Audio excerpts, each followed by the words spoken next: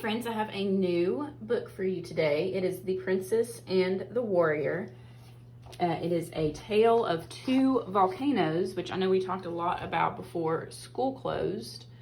And this is a very beautifully illustrated story, and it has a few words in Spanish that you might not know, but you can kind of figure it out through the context of the story. Once upon a time, there lived a kind and beautiful princess named Itza. Even though she was the daughter of an emperor, she loved to spend time with the people who grew corn in the milpas. She liked to teach them poetry, or flor y canto. Suitors traveled from distant lands to woo her. They presented her with rare and lavish gifts, such as quetzal feathers and turquoise necklaces. They would all say the same thing. "You are the most beautiful maiden in the land. Marry me, princess, and you will live in my luxurious palace. You won't have to spend time in the fields ever again." "No, thank you," Itza would reply. She was not interested in any of the suitors or their gifts. One day, a warrior named Popoka came to see her. "Princess, I know you have a kind and beautiful heart, for I have seen you teaching flor y canto to the villagers in the milpas. I don't have expensive gifts to offer, but if you marry me, I promise that I will love you for who you are. I will stay by your side no matter what, as long as the tonatillo rises, as long as the seasonal bird sings." Popoka's words were music to Itza's ears. She could hear the honesty in his voice, and she fell in love with him. The emperor did not want his daughter to marry a mere soldier. He wanted her to marry a wealthy and powerful Titloni, a ruler, but he knew that Popoka was the best and bravest warrior in the kingdom. The emperor and his people had been at war with Jaguar Claw, the Titloni of a neighboring land, for years, and there seemed to be no end in sight. He called Popoka to him. "Popoka," the emperor said, "if you defeat Jaguar Claw once and for all, I will let you marry my daughter Itza." Popoka and Itza were overjoyed. Popoka gathered his most courageous men and marched to war. Popoka fought numerous battles. He and his men were injured and almost defeated many times. But when the end seemed near, Popoka would always think of Itza, waiting for his return.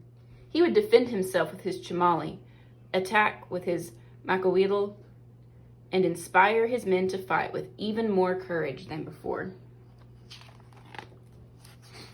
Slowly, the tide turned, and Popoka and his men began winning battles. It was clear they would soon defeat Jaguar Claw. Realizing this, Jaguar Claw devised a plan to steal from Popoka what the warrior cherished most. He bribed one of Popoka's personal messengers. "Tell Itza that Popoka has been killed and offer her this potion, Octli, to soothe her grief." "Everything is lost, princess," the messenger said sadly when he arrived at the palace. "Popoka and his men fought bravely, but they were defeated and killed." "No, that cannot be," cried Itza. She locked herself in her chamber and wept, and refused to eat or speak with anyone. That night, the messenger came to her room. "I know your heart is shattered, as if it were made of obsidian glass," he said, "but take this drink, princess. It will help ease your grief." Itza took the potion and drank it all. Lying down on her petlatl, she fell into a deep sleep. The next day, before night fell and the first Sitlati appeared in the sky, Popoka defeated Jaguar Claw. Unaware of the lies the messenger had told, the great warrior and his troops marched back to the palace in triumph, ready to share the good news with the princess and the emperor. But when they arrived, they were met with disbelief. "Popoka," said the emperor, "one of your messengers told us that you were dead."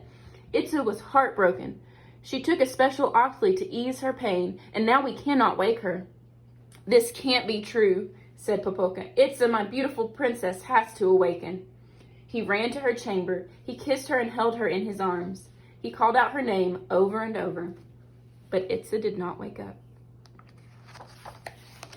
cool air will surely revive her, Popoka told the emperor. He carried Itza through the throngs of villagers who wept as they passed the milpas, and all through the night on top of the Tepetl.